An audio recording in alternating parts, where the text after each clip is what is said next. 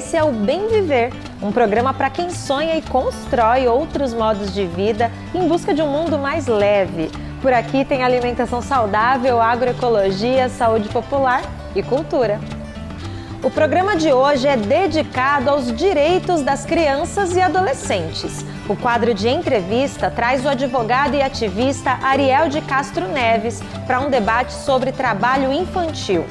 Na Dica de Saúde, você vai ver a importância das brincadeiras para o desenvolvimento humano. O Mosaico Cultural mostra que o ensino de idiomas indígenas nas escolas fortalece o vínculo entre gerações, além de combater o racismo. E tem mais, o Momento Agroecológico e o Alimento à Saúde falam de uma paixão nacional, o café, desde a produção até chegar na sua xícara. E o Comida de Verdade vem com uma receita deliciosa e simples de fazer, um bolo de chocolate com cobertura sequinha. É agora no Bem Viver.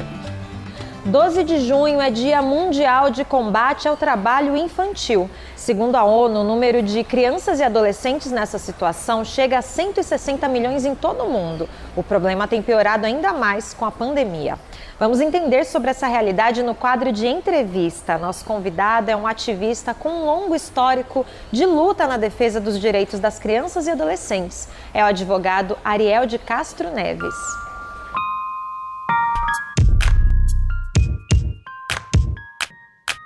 O trabalho infantil é aquele trabalho exercido por quem tem menos de 16 anos de idade. A legislação brasileira, então, ela proíbe que crianças e adolescentes com menos de 16 estejam trabalhando. A única exceção é quando estão atuando como aprendizes, geralmente atividades com vínculo educacional, como auxiliares de escritório, secretariado, exatamente vinculadas a um processo de profissionalização. Então, nós temos na Constituição, no Estatuto da Criança e do Adolescente, essa proibição do trabalho infantil para todos com menos de 16 anos. E também é proibido o trabalho para aqueles que têm mais de 16 e menos de 18, em condições insalubres, que prejudique a saúde e também o desenvolvimento físico e psicológico ou moral dos adolescentes, e atividades também noturnas ou qualquer tipo de atuação que gere periculosidade. Deixa o moleque trabalhar, poxa. Eu trabalhei, eu falei que aprendi a dirigir com 12 anos de idade. Deixa a molecada quer trabalhar, trabalha. Nós temos, segundo os números oficiais, ainda 1.700.000 crianças e adolescentes em situações de exploração do trabalho infantil. Esse número é de 2019 e não conta a pandemia. Mas nós temos várias pesquisas, inclusive de pesquisadores tanto do Brasil como internacionais, que questionam esses dados. Então, existe uma subnotificação, claro que as famílias não assumem que essas crianças e adolescentes estão em situações de trabalho infantil, muito menos os seus empregadores que estão explorando o trabalho infantil. Então, de fato, nós não temos uma transparência, uma publicidade adequada dos dados do trabalho infantil. E o governo Bolsonaro, ele acabou com a atuação dos auditores do trabalho na fiscalização e no combate ao trabalho infantil. Ele acabou com o orçamento para o combate também do trabalho infantil. Nós temos pesquisas do INESC, que é um Instituto Nacional que faz o acompanhamento dos orçamentos públicos, demonstrando que o governo Bolsonaro cortou praticamente todo o orçamento voltado ao enfrentamento ao trabalho infantil e também de incentivo à aprendizagem, para que adolescentes estejam se profissionalizando, se preparando para uma inclusão adequada no trabalho.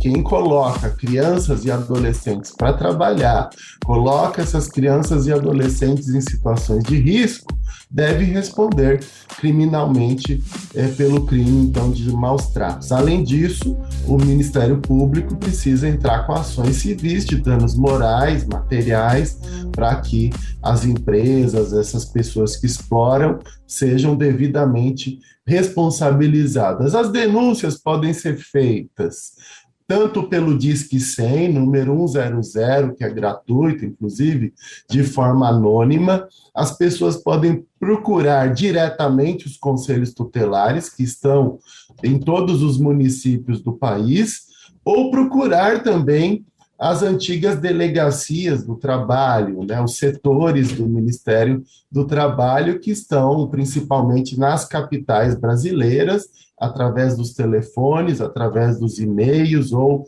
diretamente nesses locais. Ou o Ministério Público do Trabalho, que também tem suas sedes nas principais cidades brasileiras, recebe denúncias e vai estar aí exigindo fiscalização por parte dos auditores do Ministério do Trabalho para combater essas situações.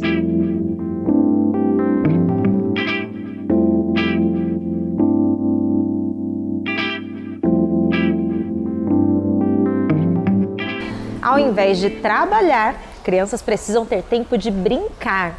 É assim que elas se desenvolvem em todos os aspectos da vida.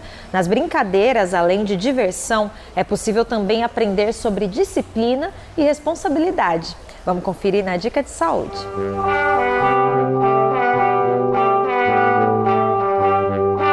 Olá, sou Daniel Carvalho, sou neuropsicólogo e psicoterapeuta. Brincar é uma coisa super importante, isso todo mundo sabe. Agora, o que brincar, como brincar e por que isso é tão importante? Isso é uma dúvida muito comum. O brincar é importante para que a criança se desenvolva em todos os aspectos, desde o aspecto emocional, como o aspecto cognitivo e o aspecto também motor. Então, quando a criança está brincando, ela está realmente fazendo com que as coisas sejam desenvolvidas. O que a gente tem que prestar atenção?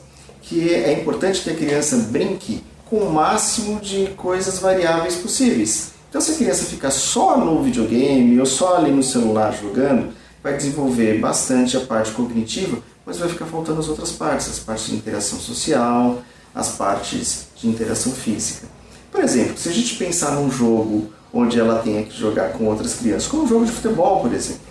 No jogo de futebol, a criança tem que respeitar regras, a criança tem que respeitar o corpo do outro, tem que lidar com frustração, tem que saber esperar a sua vez, o que são coisas fundamentais para o dia a dia. Nós todos precisamos de ter esses aspectos desenvolvidos para podermos continuar a interagir socialmente. Isso faz parte do desenvolvimento. Por isso, estimular o brincar nas crianças é super importante. É claro que a gente não pode esquecer também de incentivá-las a ajudar em casa com as tarefas domésticas, com responsabilidades escolares. Isso, claro, é tudo muito importante. Mas a gente tem que incentivar para que elas possam brincar também e que possam variar nas suas brincadeiras.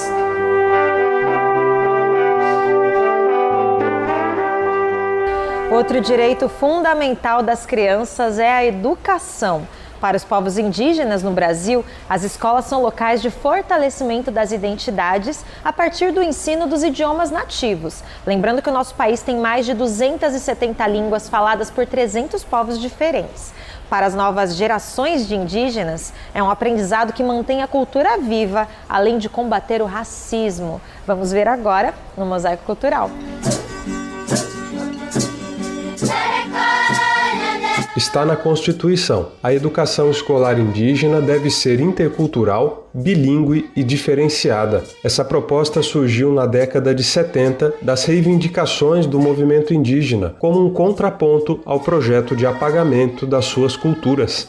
No sul do Amazonas, encontramos o Fredeilton, do povo Apurinã. Ele é um dos educadores indígenas da cidade de Lábrea. Ele explica que nas aldeias mais isoladas, o professor tem que assumir um papel indispensável na vida da comunidade. O professor indígena, ele é professor, ele é zelador, ele é merendeiro, muitas vezes médico, muitas vezes também você se sente até num papel de pai, porque você tem aquele amor, aquele carinho pelas crianças, pelos seus alunos. O salário pago pelo município é de no máximo R$2.000 e não está à altura do desafio.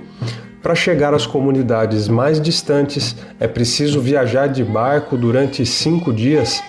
E quando o professor chega, costuma se deparar com uma infraestrutura insuficiente. Muitas vezes até o ambiente escolar também não é adequado, muitas vezes a sala é pequena, muitas vezes você está dando aula, você tem que fazer a merenda ao mesmo tempo e isso acaba que sendo meio complicado. Mas a gente, como professor indígena, a gente resiste porque a gente é forte.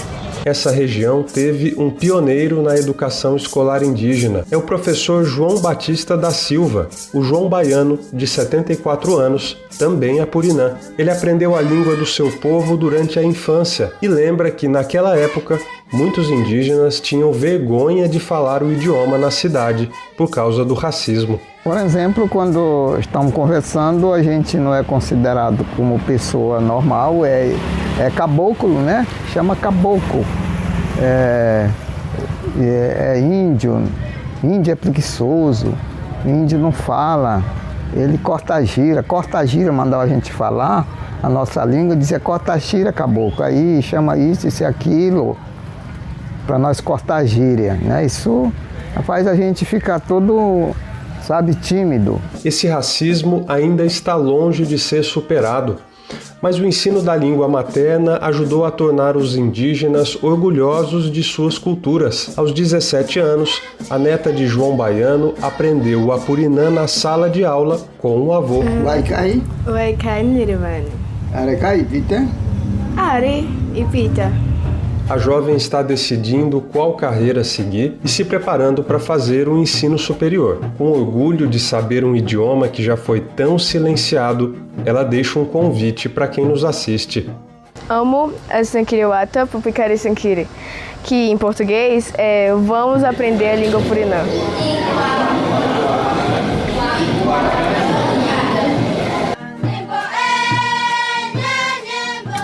Eu sou coordenadora do FIUP, o Festival Indígena União dos Povos, que nesta segunda edição traz mais de 13 etnias para debater lindos temas, como mudanças climáticas, etnicidade, interatividade entre mundos, comida ancestral e entre outros temas. São muitos convidados como Sônia Guajajara, Dário Copenaua Yanomami, Eric Terena, Daniel Munduruku, Cristine Taquá, Carlos Papá. São muitos representantes. A ideia é que a gente possa vivenciar, celebrar e principalmente escutar a voz da floresta. Estaremos rodeados da diversidade cultural, com uma alimentação muito saudável e orgânica. Vem conhecer o FIUP, acesse www.fiup.com.br. Vem pro FIUP, apoie, participe.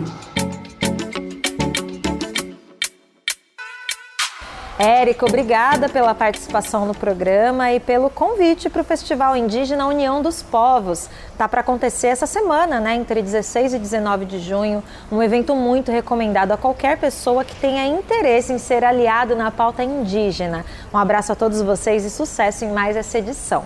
Agora, você de casa, se você participa de alguma iniciativa de transformação social, a gente te convida a enviar a sua saudação. É só gravar o seu vídeo e mandar no WhatsApp 11 94594 3576. Vamos para o momento agroecológico? O significado mais simples para orgânico é ser o mais natural possível. Quando falamos em café, um companheiro diário de tantas pessoas, aí é que a gente espera mesmo que ele seja natural, saudável. Mas não é o que acontece. A maioria do café vendido no Brasil é produzido com altas doses de veneno. No sul de Minas Gerais, produtores de café orgânico mostram que é possível e urgente mudar essa realidade.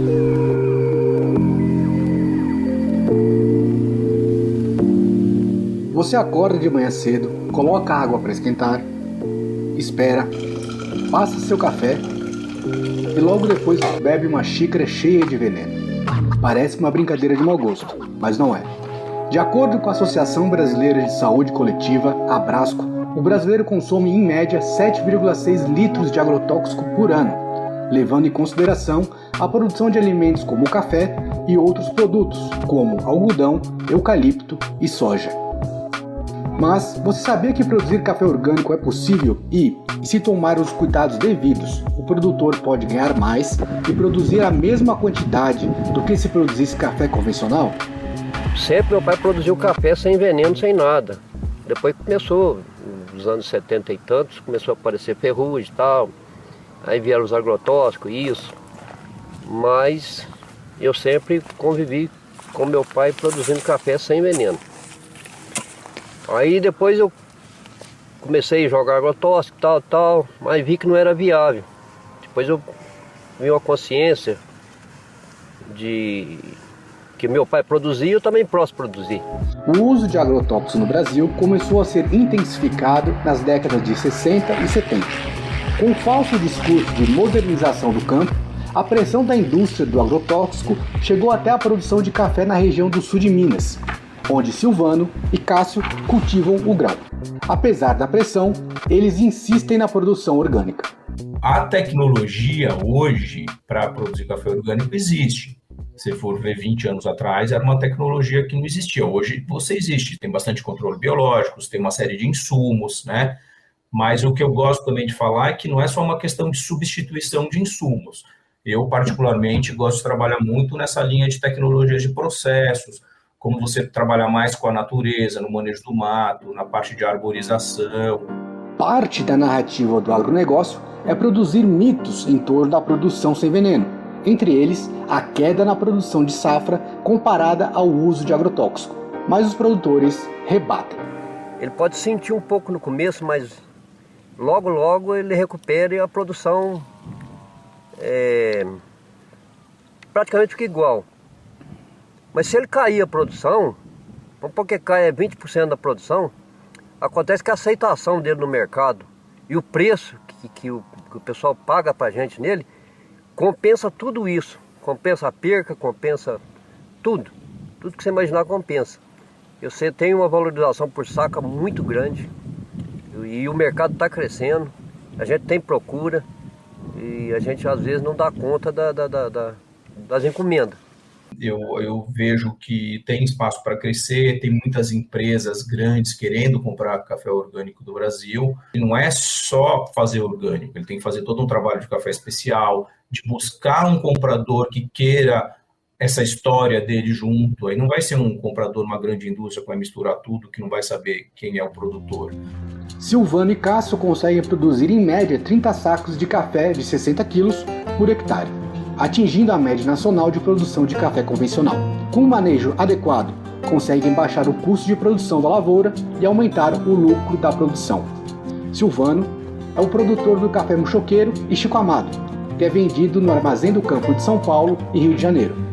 Cássio exporta seu café para países como Japão, Alemanha e Estados Unidos, por meio das cooperativas parceiras, longe dos atravessadores e das grandes indústrias do café.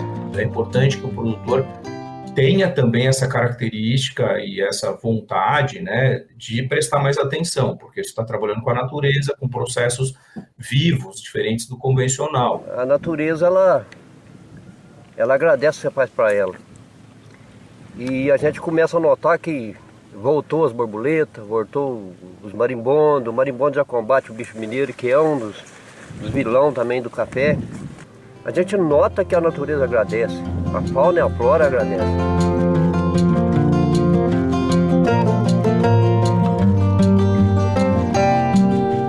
Mas olha, mesmo um café orgânico precisa de alguns cuidados na hora de consumir. Afinal, os efeitos do café no corpo humano estão associados a substâncias bioativas, como a cafeína, um estimulante do sistema nervoso e do músculo cardíaco. Vamos saber sobre esses efeitos e muito mais no Alimento é Saúde.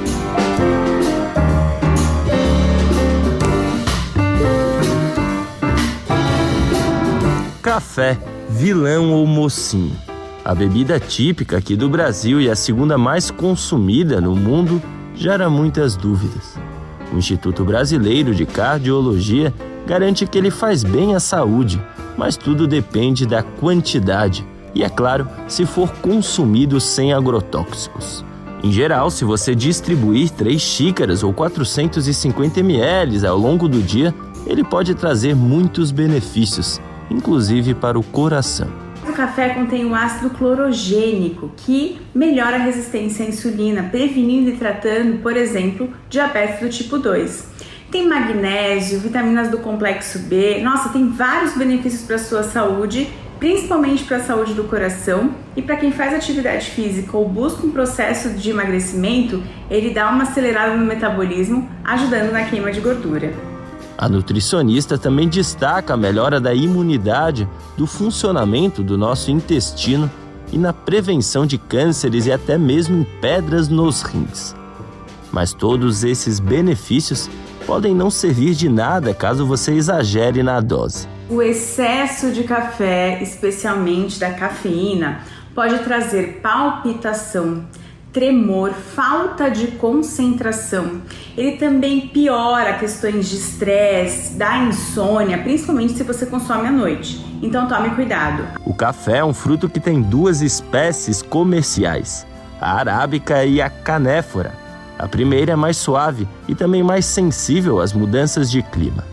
O cultivo se dá melhor nas baixas temperaturas. Já a canéfora se dá em regiões mais baixas, de calor mais intenso.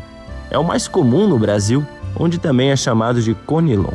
O arábica ele é uma bebida, para quem gosta de tomar café, que vai ter menos cafeína que o canéfora.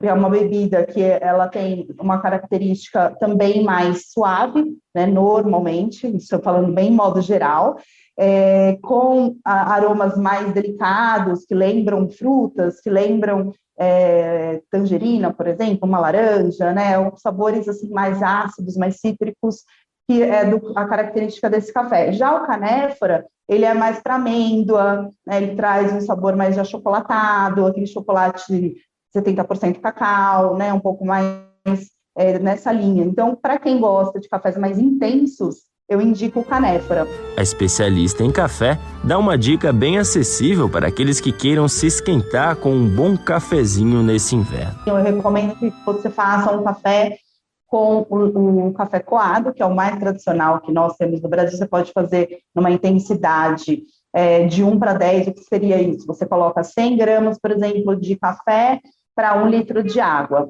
Né? Então, você faz essa receitinha aí na sua casa, coloca ele num copo alto e também você pode pegar o leite, bater ele numa dessas mixers ou né, dessas que a gente tem em casa, assim, que são mais vaporização, e jogar por cima do café coado de forma leve, coloca uma colherzinha assim para poder deixar o leite cair de forma lenta, e aí você vai ter um café com espuma, né, que nós chamamos aí de macchiato, ou se você deixar ele aí mais intenso ainda, você pode chamar de pingado.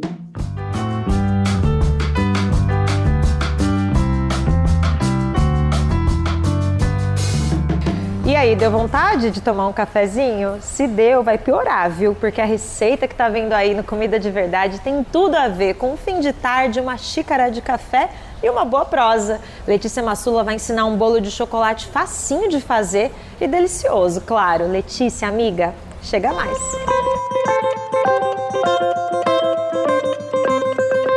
Luana, amiga, tudo bem por aí? Que tal um bolo de chocolate fofinho e simples de fazer, sem precisar de batedeira, para bater na mão mesmo? Curtiu? Então fica junto, pode acender o forno e passar o café. Vocês já sabem que a dica de ouro para fazer bolo é sempre peneirar todos os ingredientes secos. Isso vai garantir que seu bolo vai ficar levinho e sem grumo.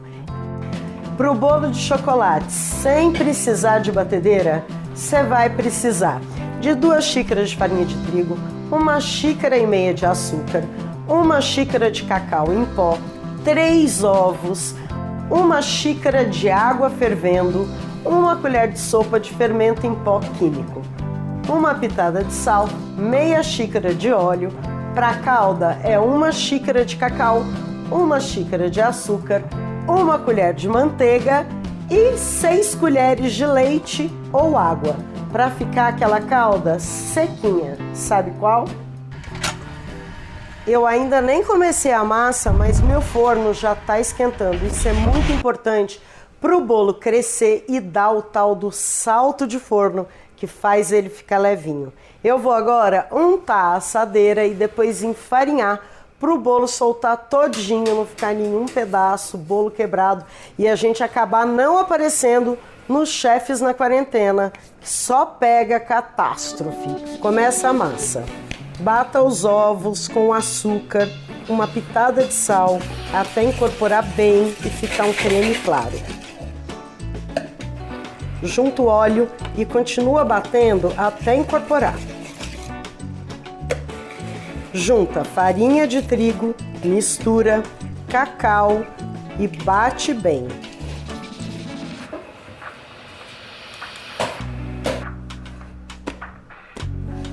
Eu agora vou escaldar a massa com água quente. É muito parecido com o processo que a gente usa na massa do pão de queijo, que também vai óleo ou banha de porco e a gente escalda. É exatamente o que eu vou fazer. O fermento só vai entrar depois, porque se eu jogar a água quente em cima do fermento, ele vai perder o efeito. Então agora a água quente, a massa vai terminar de chegar no ponto, que ela ainda está um pouco dura, e depois o fermento. Coloque a água fervendo, mistura no começo e depois bate até ficar uma massa brilhante e homogênea.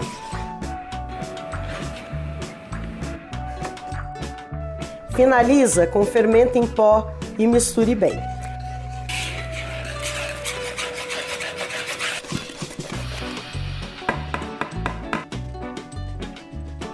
Passa a massa para a assadeira untada e enfarinhada. Pronto. E leve ao forno bem quente por 20 minutos. Depois de 20 minutos, abaixa a potência para assar no meio por mais 15 minutos. Faça o teste do palito para ver se ele está assado no meio. Se tiver, pode tirar do forno. Deixa o bolo esfriar 10 minutos antes de desenformar.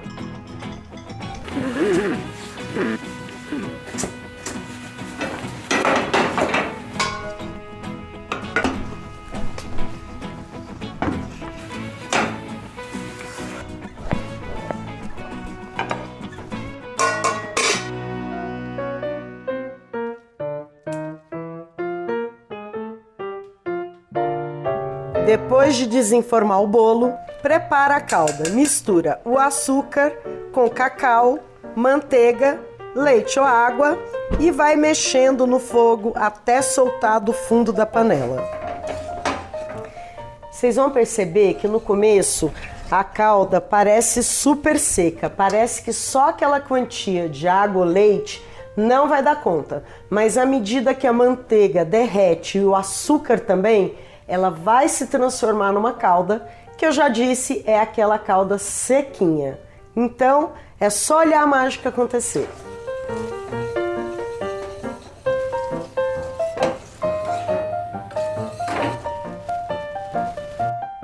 Despeja a calda quente sobre o bolo.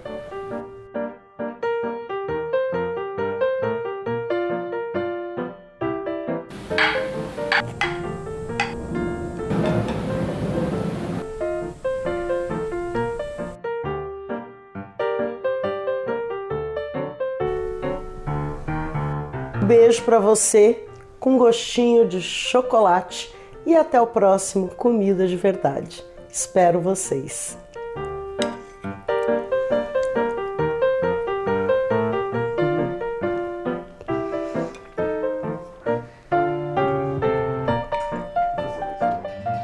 Bom demais encerrar o programa assim, com água na boca. Semana que vem tem mais Bem Viver na TV. Até lá você pode ouvir a versão de rádio do programa de segunda a sexta pelo site radiobrasildefato.com.br. E se tiver sugestão de pauta, é só mandar pra gente no e-mail programa bemviver@cpmedias.org.br. Gratidão pela tua audiência preciosa. Até a próxima. Tchau!